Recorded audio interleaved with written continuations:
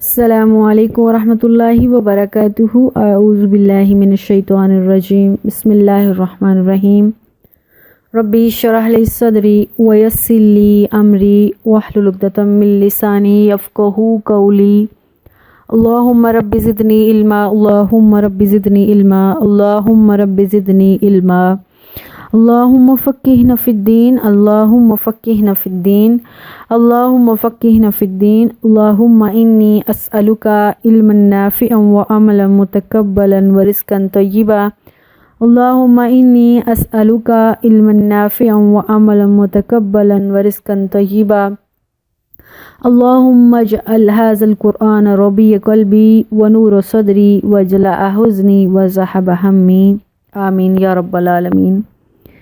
سورہ البقرہ پارہ نمبر 2 آیت نمبر 216 تک ہم نے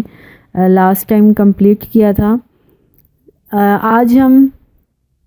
217 نمبر آیت سے شروع کریں گے۔ سورہ البقرہ پارہ نمبر 2 آیت نمبر 217 بسم اللہ الرحمن الرحیم۔ یسألونک، اے نبی لوگ آپ سے پوچھتے ہیں، عن الشہر الحرام، حرمت کے مہینوں میں، قتال فیہ، اس میں لڑائی کرنا کیسا ہے۔ لوگ آپ سے پوچھتے ہیں حرمت کے مہینوں میں جہاد کرنا یا لڑائی کرنا کیسا ہے۔ ہم نے اوپر جو 216 نمبر آیت پڑھی تھی، اس میں بھی جہاد کا اللہ تعالیٰ نے حکم دیا ہے۔ ابتدائی جو جہاد کا حکم آیا ہے وہ یہی آیات ہیں۔ اب آگے جو ہے وہ حرمت کے مہینوں میں جہاد کرنا کیسا ہے، تو لوگ آپ سے پوچھ رہے ہیں، کل اے نبی کہہ دیجئے، قتال فیہ کبیر، اس حرمت کے مہینوں میں جہاد کرنا، جنگ کرنا، لڑائی کرنا بہت بڑا گناہ ہے۔ کل کہہ دیجئے، قتال جہاد کرنا، فیہ ان مہینوں میں، کبیر بڑا گناہ ہے۔ حرمت کے مہینے کیا ہیں، ہم پہلے بھی بات کر چکے ہیں۔ حرمت کے 4 مہینے ہیں، ذی القعدہ، ذی الحج، محرم اور رجب۔ تو یہ 3 مہینے جو ہیں اوپر نیچے ہیں، ذی القعدہ، ذی الحج اور محرم، اور رجب جو ہے وہ تھوڑا سائڈ پر ہے۔ ان مہینوں میں پہلے جو مشرکین مکہ تھے وہ بھی ان مہینوں کا احترام کیا کرتے تھے، اور ہر شریعت میں حرمت کے جو مہینے تھے اللہ کے ہاں محرم تھے، اللہ کے ہاں محترم تھے، ان ساری شریعتیں اس کا احترام کرتی تھی، یہاں تک کہ مشرکین مکہ بھی حرمت کے مہینوں کا احترام کرتی تھیں اور اس میں لڑائی جھگڑا نہیں کرتی تھی۔ ہاں کچھ گروہ تھے عرب میں جو حرمت کے مہینوں میں بھی ان کی لڑائی سالہ سال چلتی رہتی تھی، وہ لڑائی کرتے رہتے تھے۔ یہ جو آیت پوچھی ہے 217 نمبر آیت جو ابھی ہم نے پڑھنی شروع کی ہے، اس کے اندر جو اللہ کے نبی سے سوال کر رہے ہیں لوگ، یسألونک عن الشہر الحرام قتال فیہ، حرام مہینوں میں لڑائی کے متعلق اے رسول لوگ آپ سے پوچھتے ہیں، تو دراصل سچ میں لوگ آپ سے پوچھنے آئے تھے۔ اس کے پیچھے ایک واقعہ ہوا تھا 2 ہجری میں، جب اللہ کے نبی مدینہ چلے گئے، اس کے دوسرا سال جو تھا، اس میں کافروں نے کے اندر ایک جیلسی تھی، ایک بغض تھا، انات تھی۔ وہ یہ تھا کہ مسلمان جو ہے وہ یہاں سے لٹے پھکے بیچارے مہاجرین، ہم نے ان کو بہت ذلیل کیا، تنگ کیا، اور وہ مدینہ چلے گئے، اور مدینہ جا کر ان کی بہت عزت ہوئی، بہت ان کو اعلیٰ مقام دیا گیا ہے، یہاں تک کہ محمد صلی اللہ علیہ وسلم کو ایز اے گورنر کی حیثیت سے مدینہ کی لوگوں نے قبول کر لیا ہے۔ اور پھر ہم مواقعات مدینہ کا واقعہ دیکھتے ہیں کہ سب انصار نے مہاجرین کے ساتھ بہت ہی برادرانہ سلوک کیا، اپنی جائیداد، اپنے مال گھر میں ان کو حصہ دیا ہے۔ تو اتنی بڑی عزت جو مسلمانوں کو مدینہ میں مل گئی، کفار اس سے جیلس ہو رہا تھا، وہ چاہتا تھا کسی طریقے سے مسلمانوں کا اسلام کا قصہ تمام کیا جائے، نعوذ باللہ۔ پہلا سال وہ منصوبے بناتے رہے، جب دوسرا سال ہجری دوسری آ گئی مدینہ میں جانے کے بعد،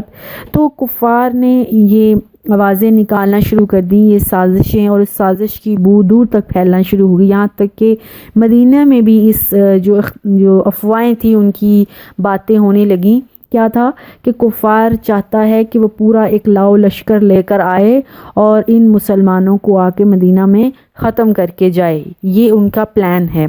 چنانچہ پلاننگ پھر پہلے ہی کر رہے تھے، لیکن اللہ کے نبی نے اپنے 6 آدمیوں کو یعنی 6 مجاہدین کو بھیجا مدینہ سے باہر، جو ایک راستہ تھا، ایک گزرگاہ تھی۔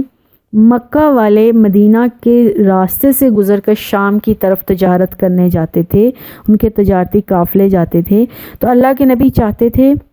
کہ ان جو 8 جو ان لوگوں کو اللہ تعالیٰ نے بھیجا تھا، مجاہدین کو یا انصار جو بھی اللہ کے نبی کے صحابہ میں سے تھے، ان کا ایک جو دستہ بھیجا تھا، یہ جمادی الثانی 2 ہجری کے آخر کی بات ہے۔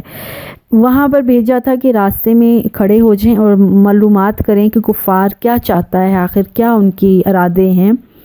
تو اس واقعے کو تاریخ میں نخلا کا واقعہ کہتے ہیں۔ وہ جو جہاں پر وہ کھڑے تھے، جہاں پر ان کو اللہ کے نبی نے کھڑے ہونے کے لیے اور انفارمیشن لینے کے لیے بھیجا تھا، اس وادی کا نام، اس جگہ کا نام نخلا تھا۔ چنانچہ وہاں پر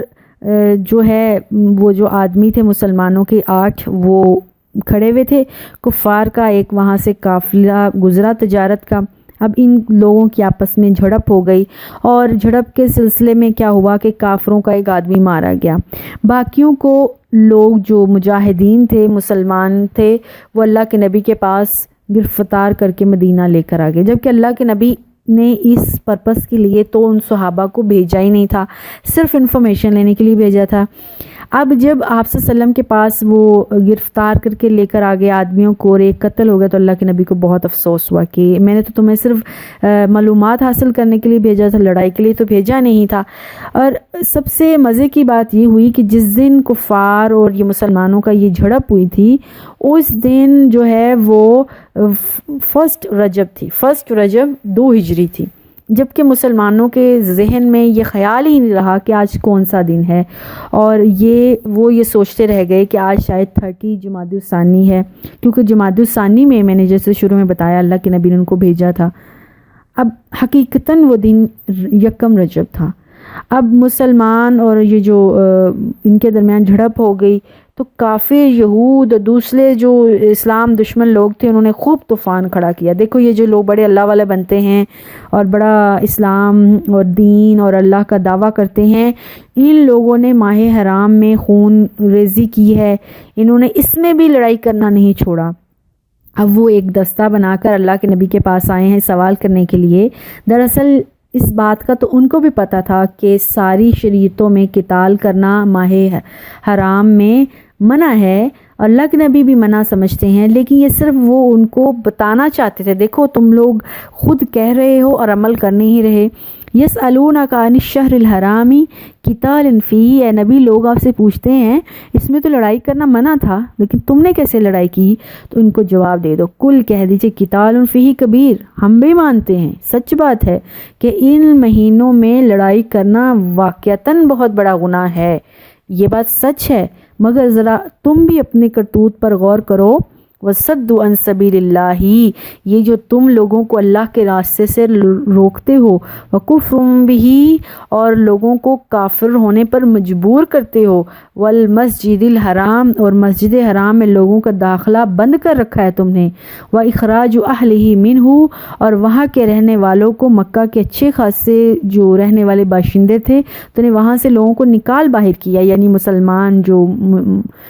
مہاجرین تھے ان کو، اکبر عند اللہ، یہ بھی اللہ کے ہاں بڑے گناہ ہیں۔ یہ جو تم مسلمانوں سے جان بوجھ کے نہیں، نہ جانے انجانے میں یہ جو ایک مسٹیک ہو گئی ہے، ان کو لے کر تم طوفان کھڑا کر رہے ہو، ذرا ان سارے معاملات کا حساب کتاب دو نا۔ وَصَدُّ عَن سَبِيلِ اللَّهِ، جو تم لوگوں کو اللہ کے راستے سے روکتے ہو، اللہ کے طرف نہیں آنے دیتے ہو، وَكُفْرٌ بِهِ، خود بھی کفر کرتے ہو، دوسروں کو بھی کفر پر مجبور کرتے ہو، وَالْمَسْجِدِ الْحَرَامِ، اور خانہ کعبہ میں مسجد حرام میں لوگوں کو داخل ہونے کی اجازت نہیں ہے، وَإِخْرَاجُ أَهْلِهِ مِنْهُ، اور المسجد جو حرام کے رہنے والے ہیں، جو خانہ کعبہ کے رہنے والے ہیں، مکہ کے رہنے والے ہیں، وہاں کے لوگوں کو تم نے وہاں سے نکال باہر کیا، اکبر عند اللہ، یہ بھی بہت کبیرہ گناہ ہے اللہ کے ہاں۔ والفتنۃ اکبر من القتل، اور فتنہ تو قتل سے بھی زیادہ بڑا گناہ ہے۔ یہ جو فتنہ، یہ جو دہشت گردی، یہ جو خوف و حراست میں تم لوگوں نے مسلمانوں کو ایک عرصے سے رکھا ہوا ہے، یہ قتل سے بھی کئی گنا بڑا جرم ہے۔ کفر سے یہاں، فتنہ سے یہاں مراد اسلام سے روکنا ہے، مسلمانوں کو اذیت دینا ہے، یہ ساری باتیں ہیں۔ ولا یزالون، اے نبی یہ لوگ ہمیشہ چاہیں گے، یقاتلونکم، ہمیشہ یہ تم سے لڑائی کرتے ہی رہیں گے، حتی یہاں تک کہ یردوکم عن دینکم، یہاں تک کہ تم اپنے دین سے پھر جاؤ۔ ان استطاعوا، اگر ان کی تو کوشش یہ ہے، ان کا بس نہیں چل رہا کہ وہ تمہیں تمہارے دین سے پھیر دیں۔ ومن، اور جو یرتدد پھر جائے گا، منکم تم میں سے، عن دینہ اپنے دین سے، فیمت، اور وہ مر جائے گا۔ اے نبی یاد رکھنا، ان کافروں کے تو پیٹ میں مروڑ اٹھتے رہیں گے اس وقت تک جب تک تم اپنے دین کو چھوڑ نہیں دیتے، دوبارہ کفر کی حالت میں آ نہیں جاتے۔ اور ایسی صورت میں اگر تم یا تمہارے صحابہ میں سے رضی اللہ تعالی عنہم اجمعین کسی میں سے بھی کوئی اس دین اسلام سے پھر جاتا ہے، فیموت، اور اس کو موت آ جاتی ہے، وہو کافر، اور وہ کافر ہی تھا، فاولئک حبطت اعمالہم فی الدنیا والآخرہ، اس کے جتنے بھی اعمال اچھے تھے پہلے دنیا میں بھی وہ ویسٹ ہو جائیں گے اور آخرت میں بھی ضائع ہو جائیں گے، کوئی حصہ نہیں ملے گا۔ حالانکہ اللہ تعالیٰ بارہا کہہ چکا ہے، وہ لوگ جو ایمان لے آتے ہیں اور نیک عمل کرتے ہیں، جو کفر سے پہلے، اسلام سے پہلے اس نے کفر کے زمانہ میں برے کام کیے تھے، اللہ تعالیٰ اس کو مٹا دیتا ہے، لیکن جو لوگ ایمان آنے کے بعد کفر اختیار کرتا ہے، اللہ ان کے نیک اعمال بھی مٹا دے گا، اور ان کا دنیا میں بھی وہ زندگی ضائع ہو گئی اور آخرت میں بھی ضائع ہوگی۔ وَأُولَئِكَ أَصْحَابُ النَّارِ، یہ دوزخ والے ہوں گے، اللہم لا اجعلنا منہم، اللہم حسبنا حسابا یسیرا، ہم فیہا خالدون، وہ اس دوزخ میں ہمیشہ رہیں گے، اللہم لا اجعلنا منہم۔ ان الذین، بے شک وہ لوگ، آمنو، جو ایمان لے کر آ گئے، ہاں جو لوگ دین پر قائم رہے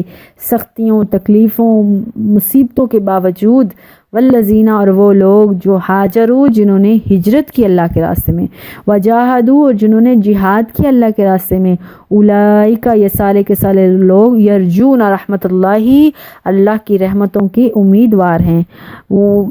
واللہ، اللہ، غفور، اللہ تعالیٰ بڑا ہی بخشنے والا ہے، رحیم، رحم کرنے والا ہے۔ دراصل یہ ان لوگوں کی شان میں آیت اتری ہے جو بیچارے مکہ میں ایمان لے کر آئے،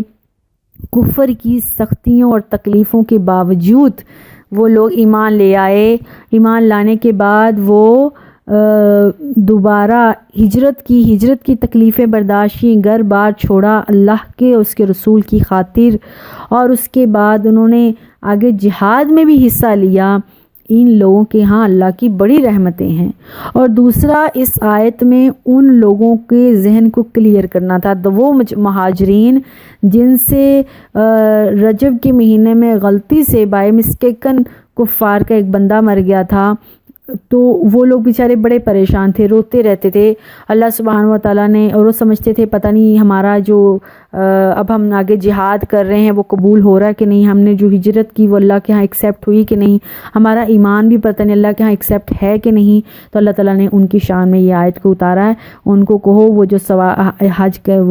جہاد کریں گے ابھی، وہ ان کا بھی ثواب ان کو ملے گا، جو انہوں نے ہجرتیں کی ان کا ثواب بھی ان کو ملے گا، اللہ کے ہاں وہ رحمت کے امیدوار ہونا چاہیے ان کو، کیونکہ اللہ تعالیٰ نے ان کی غلطیوں کو معاف کر دیا ہے۔ کیونکہ یکم رجب کو لڑائی کرنا جان بوجھ کے لڑائی نہیں کی، وہ تو ان کے علم میں بھی نہیں تھا، اور وہ لڑائی کرنے کے مقصد سے بھی نہیں وہاں گئے، ان سے تو انہوں نے جھڑپ کی، لڑائی کی، اور اس لڑائی کے چکر میں اپنے آپ کو سیو کرنے کے چکر میں، اپنی سیفٹی کے چکر میں اگر ایک جان کا نقصان ہو گیا تو یہ ان کا پرپس نہیں تھا۔ اولئک یرجون رحمت اللہ، اللہ کی رحمت کے امیدوار ان کو ہونا چاہیے، اللہ بخشنے والا ہے، واللہ، اللہ غفور الرحیم، اللہ بہت ہی بخشنے والا اور نہایت رحم کرنے والا ہے، یعنی اللہ نے ان کو بخش دیا ہے، اللہ نے ان کے اوپر رحم کر دیا ہے۔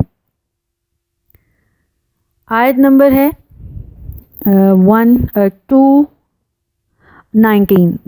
219 آیت ہم پڑھنے لگے ہیں۔ یسألونہ کا سوال کرتے ہیں اے لوگ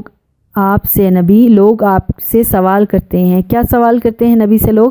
عن الخمری شراب کے بارے میں، والمیسر اور جوئے کے بارے میں۔ یہ دونوں کام اچھے نہیں ہیں، لوگ آپ سے سوال کرتے ہیں۔ کیا سوال کرتے ہیں؟ یسألونک عن الخمر والمیسر، اے نبی لوگ آپ سے شراب اور جوئے کے بارے میں پوچھتے ہیں۔ کل ان کو جواب دے دیجئے، فیہما اس میں اسم کبیر بہت بڑا گناہ ہے، ومنافع للناس اور لوگوں کے لیے فائدہ بھی ہے، واسمہما اکبر من نفعہما ان کا جو گناہ ہے ان کے نفع سے بھی زیادہ ہے۔ اب آپ لوگ یہ حیران ہو گئے کہ اسلام شراب اور جوئے کو صحیح بھی کہہ رہا ہے، غلط بھی کہہ رہا ہے، اور آپشن دے دی ہے۔ کیا آپشن دی ہے؟ کہ ان کا جو نقصان ہے وہ نفع سے زیادہ ہے، اس کا جو گناہ ہے وہ ان کے دنیاوی جو فائد لوگ جس پرپس کے لیے جوا کھیلتے ہیں، جس پرپس کے لیے لوگ شراب پیتے ہیں اس سے بیٹر ہے۔ اس کا مطلب کر بھی لو یا نہ بھی کرو تو دونوں بہتر ہیں، ایسا نہیں ہے۔ اسلام ہمیشہ بترتیب سلولی عمل کرواتا ہے۔ یکدم کبھی بھی اسلام نے کسی کے اوپر کوئی چیز نہیں تھوپی، ہر چیز کا حکم وقت کے مناسبت سے، طبیعت کے لحاظ سے اللہ تعالیٰ کرتے ہیں۔ چونکہ یہ ایک ایسی دو عادتیں تھی عرب معاشرے میں جو کہ ان کے اندر رچ بس چکی تھی، ان کے خون کے اندر شامل ہو چکی تھی، ہیبیچل تھے لوگ، اس کو چھوڑنا ایک ہی دن میں ایک ہی دفعہ میں کوئی آسان بات نہیں تھی۔ اس لیے یہ سب سے پہلا حکم آیا ہے شراب کو منع کرنے کا، سب سے پہلا حکم ہے۔ اس کے بعد دوسرے حکم میں بتایا گیا تھا کہ وہ بھی آئے گا انشاءاللہ آگے، کہ نشہ کی حالت میں نماز ادا کرنا منع ہے۔ ظاہر ہے پھر لوگوں نے جو نمازی ہونا چاہ رہے تھے وہ نشہ کو چھوڑ رہے تھے، شراب کو چھوڑ رہے تھے۔ اور تیسری بار جو سب سے آخری حکم ہے سورہ المائدہ کی 19 نمبر آیت میں کہا کہ شراب اور جوا یہ سب چیزیں حرام ہیں، چاہے اس سے وقتی سرور اور فائدہ کیوں نہ ہو جائے لیکن یہ ہمیشہ کے لیے حرام ہے، قطعی طور پر حرام ہیں۔ تو اس لیے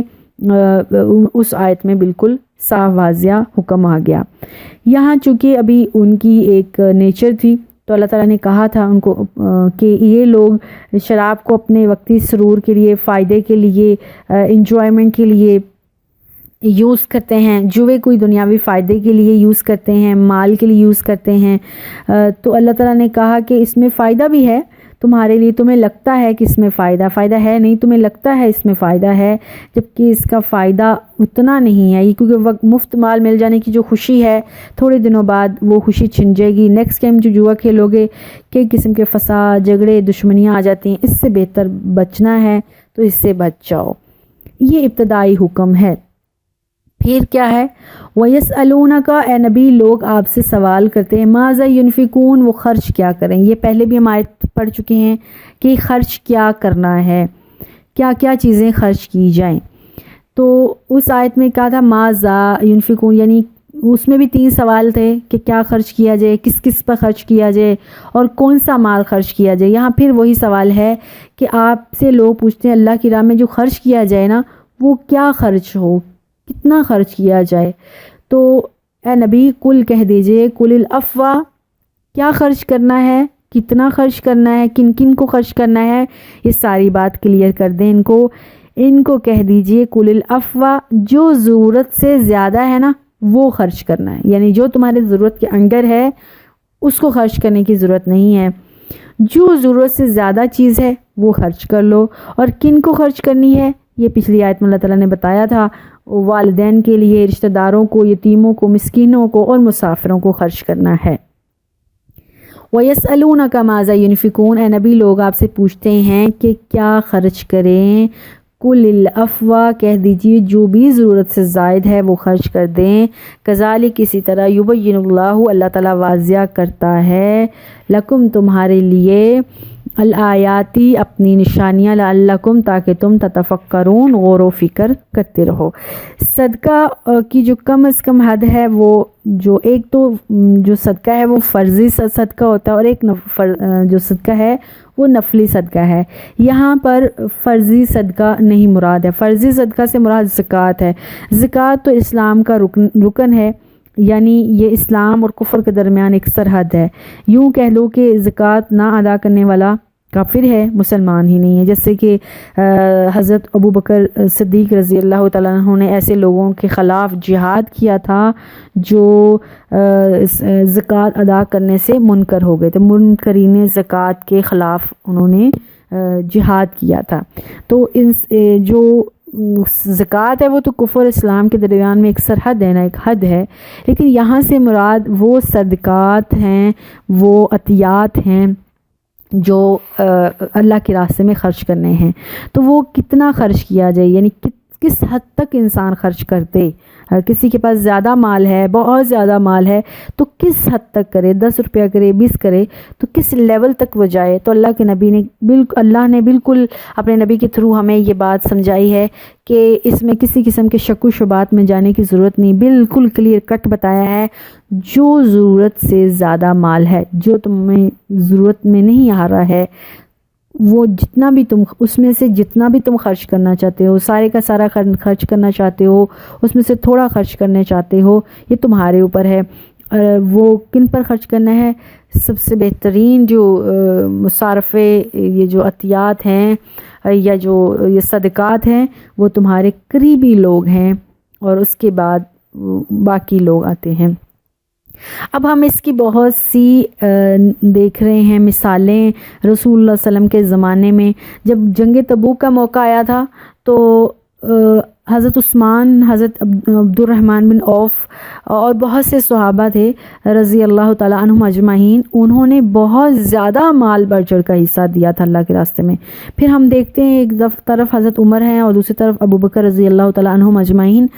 انہوں نے بہت زیادہ مال خرچ کیا ہے، یہاں تک کہ سیدنا ابو بکر تو اپنے پورا گھر کی جمع پونجی سب اللہ کے راستے میں لے کر آ گئے ہیں۔ دوسری طرف ایک اور واقعہ ہے، وہ یہ کہ ایک شخص ایک انڈے کے برابر سونا اللہ کے نبی کے پاس لے کر آیا ہے اور کہا اللہ کے نبی یہ صدقہ ہے، اور آپ کے کان کے پیچھے جا کے کہتے ہیں اللہ کے نبی اس کے علاوہ میرے پاس کچھ بھی نہیں ہے۔ تو پھر اللہ کے نبی نے کیا کہا کہ جب وہ جانے لگا یہ صدقہ ہے تو یہ تم ہی لے جاؤ، کیونکہ اس کو دینے کے بعد تم لوگوں کے سامنے ایسا نہ ہو کہ ہاتھ پھیلانے لگو۔ اور اس موقع پر آپ صلی اللہ علیہ وسلم کی ایک بہت مشہور حدیث ہے ابو داؤد میں کتاب الزکوٰۃ میں کہ بہترین صدقہ وہ ہے جس کے بعد آدمی محتاج نہ ہو۔ اب یہاں پہ ہم دو کنٹراسٹ دیکھ رہے ہیں، ایک طرف کیا ہے کہ ابو بکر صدیق رضی اللہ تعالیٰ عنہ کا سارا مال اللہ کے نبی نے ایکسیپٹ کر لیا۔ جب انہوں نے کہا کہ میں پیچھے اللہ اس کا رسول چھوڑ کر آ گیا ہوں اور سارا مال لے آیا ہوں، تو اللہ کے نبی نے اس کا مال ایکسیپٹ کر لیا۔ دوسری طرف وہ آدمی ہے جس کو ایک انڈا کے برابر صرف صدقہ لے کر آ گیا ہے اور اللہ تعالیٰ کے نبی نے اس کو وہ بھی واپس کر دیا ہے۔ تو یہاں پر جو ہے وہ تقویٰ دیکھنا تھا، یعنی اندر کا توکل دیکھنا تھا۔ یعنی ہر شخص ابو بکر تو نہیں ہو سکتا، جو ابو بکر صدیق رضی اللہ تعالیٰ عنہ کا توکل تھا اللہ کے اوپر، وہ پوری دنیا جانتی ہے۔ تو اللہ کے نبی نے وہ توکل اور وہ جو یقین تھا اللہ کے اوپر ابو بکر صدیق رضی اللہ تعالیٰ عنہ کا، اس کو دیکھتے ہوئے ان کا سارا مال ایکسیپٹ کیا۔ دوسری طرف وہ آدمی صدقہ تو کر رہا ہے، ساتھ میں پیچھے سے کیا کہہ رہا ہے آہستہ آواز میں کان میں کہ اس کے علاوہ میرے پاس اور کچھ نہیں ہے، جبکہ ابو بکر صدیق رضی اللہ تعالیٰ عنہ کیا کہہ رہے ہیں، اس کے پیچھے میرے پاس اللہ اس کا رسول ہے۔ تو ان دونوں میں جو تقویٰ ہے، ان دونوں میں جو توکل ہے، یہ ایک جو واضح لائن کھینچ رہا ہے۔ اس لیے جو ضرورت سے زیادہ ہے وہ خرچ کرنا ہے اللہ کے راستے میں، اور جو ضرورت سے زیادہ نہیں ہے اس میں سے بھی جتنا آپ کا دل کرتا ہے وہ خرچ کیا جا سکتا ہے، اس میں کوئی حد، کوئی پابندی نہیں ہے، چونکہ اللہ کے نبی کی واضح حدیث ہے، بخاری میں بھی ہے، ابو داؤد میں بھی ہے، کتاب الزکوٰۃ میں ہے کہ بہترین صدقہ وہ ہے جس کے بعد آدمی محتاج نہ ہو، اور اس کی ابتدا کن سے کرنی چاہیے؟ جو تمہارے زیر کفالت لوگ ہوں۔ پھر سیدنا ابو سعید جو خدری رضی اللہ تعالیٰ عنہ وہ فرماتے ہیں کہ سفر کے درمیان اللہ کے نبی نے ہمیں فرمایا کہ جو تمہارے پاس زائد سواری ہے، ایک کے پاس زائد ہے وہ دوسرے کو دے دے، اگر کسی ایک کے پاس زائد کوئی کھانے کی چیز ہے وہ دوسرے کو دے دے۔ یعنی اللہ کے نبی نے ایک ایک الگ الگ چیز کا نام لے کر ہمیں کہا، یہاں تک کہ ہم سمجھنے لگ گئے اپنی زندگیوں میں کہ شاید جو زائد مال سے زیادہ انسان کے پاس ہوتا ہے وہ اس کا حق ہی نہیں ہے، اس کو اللہ کے راستے میں دے دینا چاہیے۔ تو زائد مال سے انسان کی ضرورت سے ہر شخص کی ضرورت کا لیول ڈیفرنٹ ہے، اور اس سے زیادہ اس میں زائد جو چیزیں ہیں، مال ہے، وہ اللہ کی راہ میں خرچ کیا جا سکتا ہے، کتنا وہ اس کی اپنے اوپر ڈیپینڈ کرتا ہے۔ فی الدنیا والآخرہ، دنیا اور آخرت، یعنی یہ جو پچھلی آیت ہم نے پڑھی ہے 219، اس کے آیت ختم ہوگی، اوپر لا کا مطلب یہ کہ آیت کمپلیٹ ہوگی، لیکن اللہ تعالیٰ کا سینٹنس تھا وہ بھی کمپلیٹ نہیں ہوا، کہ اس میں تمہارے لیے غور و فکر کی نشانیاں ہیں۔ یہ جو اللہ کے راستے میں مال خرچ کرنا ہے، کس میں؟ فی الدنیا والآخرہ، دنیا اور آخرت دونوں پوائنٹ سے اللہ تعالیٰ تمہیں غور و فکر کی تلقین کرا کہ غور و فکر کرو ذرا۔ کیا غور و فکر کرو؟ دنیا کے لحاظ سے یہ صدقات کرنا کیا ہے، اور آخرت کے لحاظ سے صدقات کرنا کیا فائدہ دے سکتا ہے۔ دنیاوی لحاظ سے صدقات کرنے سے تمہارے پاس جو زائد مال پڑا ہے وہ ہو سکتا ہے جس کے پاس کچھ بھی نہیں ہے اس کو دو گے، یہاں تمہارے پاس تو زائد پڑا رہے گا، اس کے پاس تمہارے اوپر پاس جو ہے وہ اتنا ویلیوبل نہیں، کسی اور کو دو گے جو اس سے محروم ہے، وہ اس کے پاس ویلیوبل ہو جائے گا، دنیا میں اجر بھی ملے گا، وہ تمہاری آپس میں جو بھائی چارہ ہے وہ بھی بڑھے گا، ایک دوسروں کی نگاہوں میں تمہاری عزت بڑھے گی، معاشرے میں سکون، امن، سلامتی قائم ہوگی، اور آخروی لحاظ سے اللہ سبحانہ و تعالیٰ تم سے خوش ہوں گے، تمہارے لیے وہاں درجات ہوں گے۔ اس لیے اللہ کے راستے میں خرچ کرنا دنیاوی لحاظ سے بھی فائدہ ہی فائدہ ہے، اور آخروی لحاظ سے بھی فائدہ ہی فائدہ ہے، لیکن لعلکم تتفکرون، اگر تم کبھی غور و فکر کرو، سوچ بچار کرو اس بات پر۔ تو آیت نمبر ہے 220، وَيَسْأَلُونَكَ، اے نبی لوگ آپ سے پوچھتے ہیں، ایک اور سوال آ گیا، کیا ہے؟ عن الیتامی، یتیموں کے بارے میں، یتیموں کے بارے میں لوگ آپ سے سوال کرتے ہیں کہ یتیموں کے بارے میں کیا ان کے ساتھ سلوک کرنا چاہیے۔ کل کہہ دیجئے، اصلاح لہم خیر، ان کے لیے اصلاح کا جو طریقہ ہے، بہتری کا جو طریقہ ہے وہ سب سے اچھا ہے۔ یتیموں کی تربیت اور خیر خواہی کے جو بارے میں ہے نا، اس سے پہلے بھی 2 حکم نازل ہو چکے ہیں، ایک جو ہے وہ اسی صورت میں 152 ہے، ہاں 152 آیت ہے جس میں اللہ تعالیٰ نے کہا تھا کہ جو لوگ یتیموں کا مال کھاتے ہیں، نہیں سوری، اس میں کہا تھا کہ یتیموں کے مال کے قریب بھی مت جاؤ، ٹھیک ہے۔ اس کے بعد جو آگے سورہ نساء ہے وہاں پر اللہ تعالیٰ نے کہا ہے، سورہ نساء کی آیت نمبر 10 تھی کہ 10 ہے کہ جو یتیموں کا مال کھاتے ہیں وہ ان کو یعنی بچنا چاہیے، وہ اپنے پیٹ میں جہنم کی آگ بھر رہے ہیں۔ تو اس قسم کی جب آیات آئیں، نازل ہوئیں، تو لوگوں نے سمجھا کہ شاید جو یتیموں کا معاملہ ہے وہ بہت ہی ڈیفیکل ہے، بہت ہی کرٹیکل ہے، ان کے ساتھ انہوں نے اسپیسیفک ایک خاص سلوک کرنا شروع کیا۔ کیا ہوا کہ مسلمان بڑے محتاط ہو گئے، انہوں نے ان کا کھانا پینا، ان کی ضرورت کی باقی جو چیزیں تھیں وہ الگ کر دیں بالکل، یعنی جو ان کے پیرنٹس ان کا مال چھوڑ کر گئے ہوئے تھے، اس مال میں سے ان کا کھانا پینا ہوتا تھا، ان کی ضروریات زندگی پوری کی جاتی تھی، اور اس میں سے اپنے بچوں کا، اپنے گھر والوں کا کوئی حصہ نہیں ہوتا تھا۔ اس سے فار ایگزامپل اگر کسی نے ایک بچے کا کھانا پکایا ہے تو اس سے کھانا بچ گیا تو وہ ضائع ہو گیا، اور اس طرح کی دوسری چیزیں ویسٹ ہو سکتی تھیں، ہو رہی تھیں۔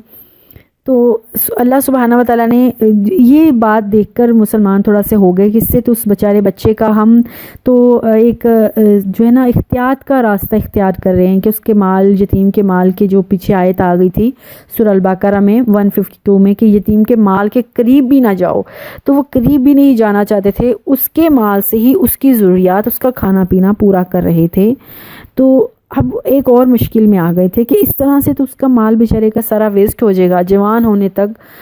خود مختار ہونے تک اس کا سارا مال ضائع ہو جائے گا۔ وہ جب بڑا ہوگا، اس کو فار ایگزامپل کوئی بزنس کرنا پڑا یا اس مال کی ضرورت پڑی تو پھر تو اس کے پاس مال نہیں ہوگا، اس احتیاط کے چکر میں اس کا مال ویسٹ ہو رہا ہے۔ تو اللہ سبحانہ و تعالیٰ سے لوگوں نے سوال کیا کہ اللہ ہمیں اللہ کے نبی اللہ سے پوچھ کے ذرا بتائیں، ابھی بھی ہمیں یتیموں کے معاملے کی کچھ سمجھ میں نہیں آ رہی، ہم اس مشکل میں پڑ گئے ہیں۔ تو اللہ کے نبی نے اللہ سے ظاہر کوسچن پوچھا، اللہ نے آگے سے آنسر کیا۔ کیا آنسر کیا ہے؟ 220 آیت میں، کل اے نبی لوگوں کو بتا دیں، کہہ دیں، اصلاح لہم خیر، ان کے لیے اصلاح کا جو راستہ ہے نا، درمیانہ راستہ، بہتری کا جو راستہ ہے، جو تم بہتر سمجھتے ہو نا، وہ اختیار کر لو۔ یعنی اللہ نے تو آیت نازل کر دی ان کے مال کے قریب نہ جاؤ، تو اس طریقے سے مال بھی ویسٹ ہو رہا ہے، تو لیکن جو بہترین راستہ ہے، درمیانہ کوئی راستہ ہے نا، اس کی اصلاح کا، اس کی تربیت کا، اس کی خیر خواہی کا، وہ اختیار کر لو۔ وہ کیا تھا؟ وَإِن تُخَالِطُهُمْ، اگر تم ان کو آپس میں ملا لیتے ہو، فَإِخْوَانُكُمْ، وہ تمہارے بھائی ہیں۔ یعنی اب ان کے مال ایسا کرو کہ ان کے جو مال ہیں ان کو ایک سائیڈ پہ رکھنا ہے تو سائیڈ پہ رکھ لو، اپنی فیملی میں اپنے بچہ بنا کر اس کو پالو، اپنے کھانے پینے میں سے اس کو بھی کھانا پینا دے دو، جہاں سے تمہارے بچے پل رہے ہیں اس کو بھی پال لو، یا پھر اس کے مال میں سے تھوڑا سا کچھ پرسنٹیج نکال لو جس میں سے اس بچے کا خرچہ پانی کر لو، باقی جو ہے وہ مل ملا کے کام زندگی گزار لو، اس کا مال بھی ویسٹ نہ ہو اور اس طریقے سے وہ بچہ پل بھی جائے، اس کی اچھی تربیت بھی ہو جائے۔ وَإِن تُخَالِطُهُمْ فَإِخْوَانُكُمْ، اگر تم اس کو آپس میں ملا لیتے ہو، اپنے گھر کے بچوں کی طرح رکھتے تو تمہارا بھائی ہی ہے، تمہارا بیٹا ہی ہے، کوئی مسئلہ نہیں ہے۔ وَاللَّهُ يَعْلَمُ، اللہ تعالیٰ جانتا ہے، المفسدہ، فسادی کون ہے، من المصلح، اور اصلاح کرنے والا کون ہے۔ یعنی تم تو اس بچے کی اصلاح کر رہے تھے، اس کی بہتری چاہ رہے تھے، اپنا بھلا بھی چاہ رہے تھے، اپنی آخرت بھی سنوارنا چاہ رہے تھے، لیکن اس میں اس کا نقصان ہو رہا ہے، تو اللہ تعالیٰ تمہاری نیتوں کو جانتا ہے، تم بگاڑ پیدا کرنا نہیں چاہتے تھے، تم تو اس کی اصلاح چاہتے ہو، اللہ چاہتا ہے۔ واللہ، اور اللہ یعلم، جانتا ہے، المفسدہ من المصلح، کون فساد پیدا کرنے والا ہے، کون اصلاح کرنے والا ہے۔ وَلَوْ شَاءَ اللَّهُ، اور اگر اللہ چاہتا، لَأَعْنَتَكُمْ، اللہ تمہیں مشکل میں ڈال دیتا، بہت بڑی سختی کرتا تمہارے اوپر، لیکن اللہ تعالیٰ نے اس معاملے میں تمہارے اوپر سختی نہیں کی ہے، اللہ تعالیٰ نے تمہارے اوپر آسانی کی ہے۔ ان اللہ، بے شک اللہ، عزیز، غالب ہے، حکیم، حکمت والا ہے۔ غالب کا مطلب یہاں اللہ تعالیٰ صاحب اختیار ہے، اللہ تعالیٰ کوئی بھی معاملہ اختیار، کوئی بھی فیصلہ کر سکتے تھے، بڑی حکمتیں ہیں اللہ کے ہر فیصلے میں، تو اس لیے اللہ تعالیٰ نے اگر اس وقت وہ آیت نازل کی تو اس وقت کے حساب سے تھی کہ لوگ یتیموں کے مال ہڑپ ہی کری جا رہے تھے، ان کے لیے کوئی حصہ نہیں بچا رہے تھے، اور یہاں پر اللہ تعالیٰ نے کہا ان کے مالوں میں سے کچھ حصہ تم ان کو کے اوپر خرچ بھی کر سکتے ہو، اگر اپنے مال میں ان کے اس کو شامل کرنا چاہتے ہو تو شامل کر لو۔ آیت نمبر ہے 221، وَلَا تَنْكِحُوا، اچھا ایک نیا باب، ایک نئی چیز شروع ہوئی ہے، وہ کیا ہے؟ مومنین مسلمان جو ہے وہ نکاح کے معاملے میں کیا کیا اختیار کریں گے، کیا اصول، رولز، ضوابط ان کو کرنے چاہیے۔ ولا، اور نہ، تنکیحو، تم نکاح کرو، کن کو کہا گیا؟ مردوں کو، تم مرد نکاح نہ کرو، المشرکاتی، مشرکہ عورت سے، کیونکہ نکاح کا اختیار پہلے مرد کی حالت میں ہوتا ہے، اس لیے مردوں کو کہا گیا ہے، پہلے جو بات کی گئی ہے، آگے عورتوں کی بھی آئے گی، مردوں کو کہا گیا ہے کہ تم مرد مشرک عورت سے نکاح نہ کرو، حتی یہاں تک کہ یؤمن، وہ ایمان لے آئیں۔ تو پہلے مردوں عورتوں کا ذکر اس لیے کیا گیا اکثر گھریلو معاملات میں عورت کا جو پوائنٹ آف ویو ہوتا ہے، اس کا جو نقطہ نظر ہوتا ہے، وہ مرد پر زیادہ غالب رہتا ہے، کیونکہ مرد سارا دن گھر پر نہیں ہوتا، عورت ہوتی ہے۔ بچے کے ذہنی تربیت، اس کے گھر کے ماحول میں عورت کا بہت بڑا کریکٹر ہوتا ہے، اس لیے مرد کو کہا گیا ہے کہ تم مشرک عورت سے نکاح نہ کرو یہاں تک کہ وہ ایمان لے آئیں، اور اگر کوئی ایمان والی نہیں ملتی، ولا آمۃ مؤمنۃ من خیر من ولا آمۃ مؤمنۃ خیر من مشرکہ، اگر تمہیں کوئی لونڈی مل جاتی، ولا آمۃ، اور کوئی لونڈی جو ہے وہ مؤمنۃ، مومن ہے، خیر، وہ بہتر ہے، من المشرکاتی، مشرکہ عورت سے مومن لونڈی بہتر ہے۔ اصل میں یہاں پر ایک بہت خوبصورت اللہ تعالیٰ ہمیں ایک چیز سمجھا رہا ہے، وہ یہ ہے کہ مرد اور عورت کے درمیان جو نکاح کا تعلق ہے وہ صرف نفسانی خواہشات یا فزیکل ریلیشن نہیں ہوتا ہے، بلکہ اس کا دو لوگوں کا پر بھی نہیں بلکہ دو خاندانوں پر بہت گہرا اثر ہوتا ہے، ایک دوسرے کے دماغ، اخلاق، تمدن، تہذیب، ایک دوسرے کا جو پوائنٹ آف ویو ہے، نقطہ نظر ہوتا ہے، وہ مرد کا عورت پر، عورت کا مرد کے اوپر بہت یہ ایک عام سی بات ہے کہ شادی کے بعد ایک دوسرے کے پوائنٹ آف ویو آپس میں اگر نہیں مل رہے، آپس میں اگر ان کا اختلاف ہے تو وہ شادی یا تو کامیاب نہیں ہوتی، اور اگر کسی طرح سے اس کو گزار لیا جائے تو وہ اختلافات ہی بس اس میں رہتے ہیں۔ تو جو نکاح کرنے میں بیسک چیز اللہ سبحانہ و تعالیٰ نے ریکوائر کی ہے، جو کرنی بھی چاہیے، وہ ایمان ہے۔ اگر ایمان صالح ہے، باقی مال و دولت خوبصورتی وہ اتنی اہم نہیں ہے۔ نکاح کو 4 چیزوں کو پرکھ کر کرنا چاہیے، جیسے حدیث میں آیا ہے، خاندان کو اس کے جو کہتے ہیں خاندان ہے، خوبصورتی ہے، یہ سب چیزوں کو دیکھ کر کرنا چاہیے۔ لیکن بہترین جو اس میں عمل اللہ کے نبی نے بھی کہا ہے، جس کو فوکس کرنا چاہیے جس بات کو، وہ عقیدہ ہے، وہ ایمان ہے۔ اسی لیے اللہ نے کہا ہے کہ میں مردوں تم نکاح کرو تو ایمان والی عورتوں سے، مشرکہ سے نہیں، جو خود ڈگمگائی ہوئی ہے، جس کا خود پوائنٹ آف ویو کلیئر نہیں ہے، وہ تمہیں کیا پوائنٹ آف ویو دے گا؟ جس کی ایک خود کی راہ نہیں ہے، جس کا اپنا خود کا عقیدہ پختہ نہیں ہے، وہ تمہارے گھر کو کیسے چلا پائے گی؟ وہ تمہارے بچوں کی کیا تربیت کر پائے گی؟ اس لیے اسلام جو ہے وہ بہت دور تک سوچنے والا ایک مذہب ہے، دنیاوی لحاظ سے بھی، وہ آخروی لحاظ سے بھی۔ وَلَوْ أَعْجَبَتْكُمْ، چاہے وہ تمہیں کتنی ہی اچھی کیوں نہیں لگتی، وہ مشرکہ عورت تمہیں کتنی پسند کیوں نہیں ہے، لیکن دنیا میں بھی تمہاری دنیا بھی ڈبو دے گی اور آخرت بھی ڈبو دے گی۔ اس لیے ایسی عورت سے نکاح کرو جو مومنہ عورت ہو۔ وَلَا تُنْكِحُوا الْمُشْرِكِينَ، نہ تم عورتیں، وَلَا تُنْكِحُوا الْمُشْرِكِينَ، نہ عورتوں تم بھی نکاح کرو مشرکین مردوں سے، حتیٰ یہاں تک کہ یؤمنوا، وہ ایمان لے آئیں، یا تو وہ ایمان والے ہوں، پختہ ایمان والے۔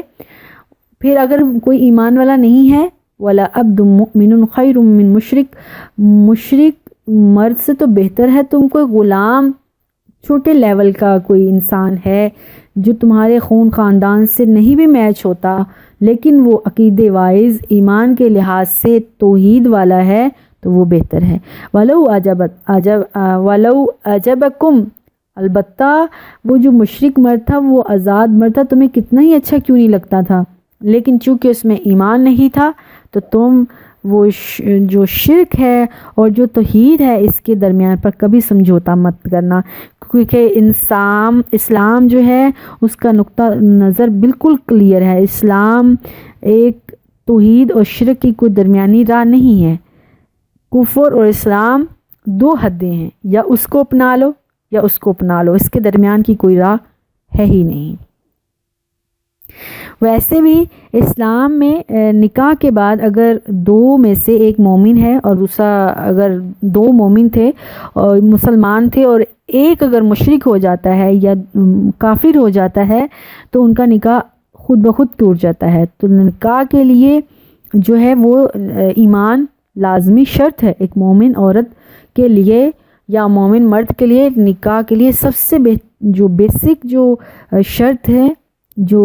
نیڈ ہے، وہ ایمان ہے۔ اللہ سبحانہ وتعالی نے بہت کلیئر کٹ ہمیں میسیج دیا ہے،